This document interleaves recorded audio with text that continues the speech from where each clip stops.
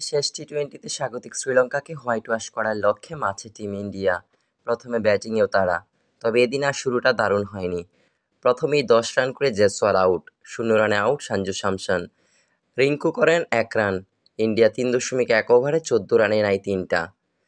এরপর অধিনায়ক সূর্যকুমার যাদব আর শুভমান গিলের 15 বলে 16 রানের জুটি। তবু পাওয়ার প্লে শেষের আগেই 30 রানে হারাতে হয় 4টা উইকেট।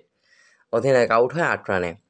তারপরে দুবের 13, পরাগের 26 আর ওয়াশিংটন সুন্দরের 18 বলে 25 রানে ভর করে টিম ইন্ডিয়া নির্ধারিত 20 ওভারে তোলে 9 উইকেটে 137 রান।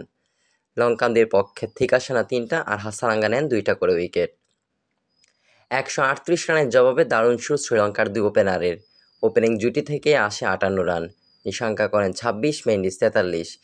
তিনানামা পেরেরাও করেন 34 বলে 46 রান। জয়ের পথেই শ্রীলঙ্কা। 15.2 ওভারে 2 উইকেটে 110। জয় থেকে অল্প দূরেই আশালঙ্কার দল। তবে বারবার রং বদলানো ম্যাচে আবারও সব রং নিজেদের করে নেয় টিম ইন্ডিয়া। শেষ 2 ওভারে যখন 9 রান প্রয়োজন, তখন বল করতে আসেন সূর্য আর রিঙ্কু। 1 ওভারে 3 রানে 2 উইকেট আর সূর্য 5 রানে 2টা।